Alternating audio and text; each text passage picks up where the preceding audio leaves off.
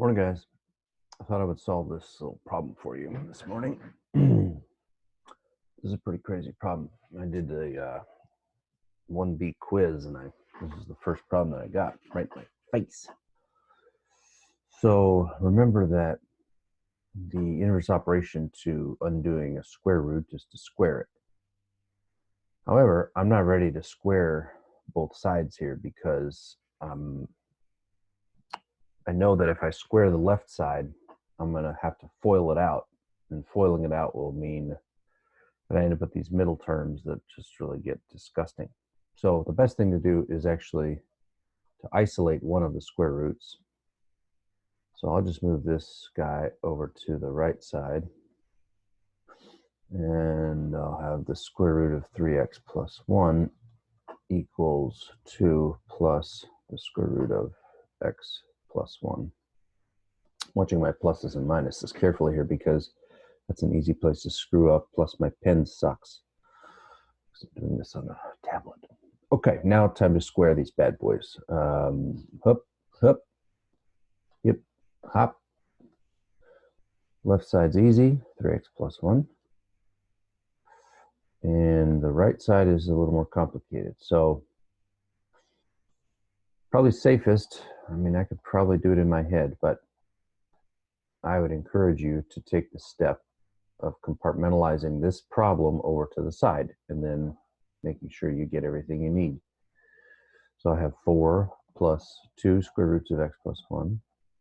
Then I have another of those terms, 2 more square roots of x plus 1. And then I have x plus 1 times x plus 1. The square root of x plus 1 times the square root of x plus 1, which is just x plus 1. So that means I have 5x, and then I have these 4 square roots of x plus 1. It's probably the hardest part of the whole problem. If you're relatively good at, moving things around from left side to right side, whatever, that's one of the definite trouble spots. Okay, so I'm going to subtract 5. I'm going to subtract x minus 5 minus x. That's 2x minus 4 equals 4 square root of x plus 1. At this point, I've isolated my square root again, and I can square it. I got to make a decision here between having this 4 in front, so not totally clean square root, versus dividing by 4, which would lead to a little bit of a fraction over here. I'm not afraid of fractions. I'm going to divide by 4 both sides. Over here I'm distributing, so this is a half x minus 1 equals the square root of x plus 1. Okay, so I'm going to square both sides. All right, so I got x plus 1.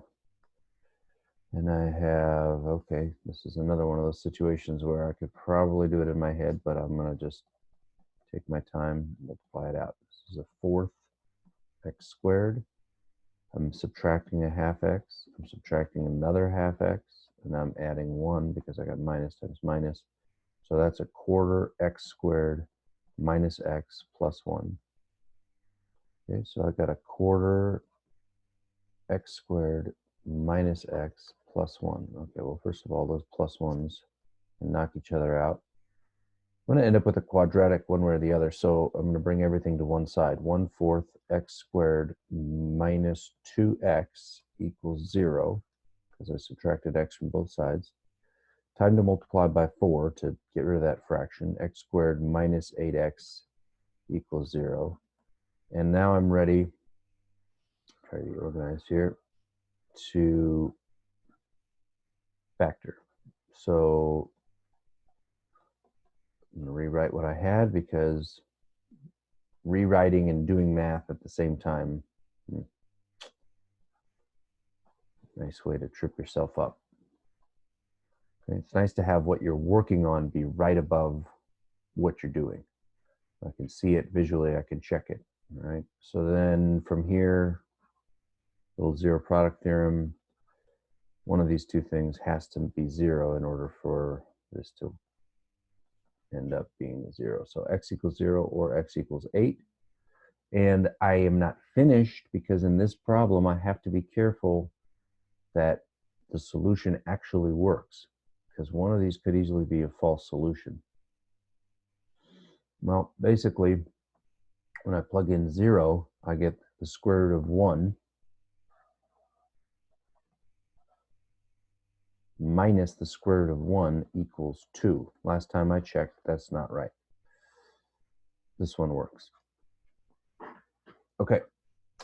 I'm sorry about all the Pearson problems. It's super annoying, and I don't know what to do about it, but I'll push the date back when I can. It reminds me that every day is precious, right? So if you're a procrastinator, if you're waiting till Sunday, this has been a stressful time. If you've already got section 1 done, this has been annoying if you've been trying to work on section 2, but it's not the same kind of anxiety producing. So just, get to work, get after it every day and do what you can. And if there's technical issues, I'm going to take care of you. Don't worry about it. Don't stress out about it. But I know that if you are planning on doing work and you can't, it's frustrating. So maybe think a little bit about having a backup plan. You could print out some problems to work on, maybe. If you've got a physical textbook, great. If you've got the ebook and you can download it, and it's sort of hard copy, so you don't have to access an internet version of it, and that's good. Just stuff to keep you moving forward. All right, guys. Talk to you later.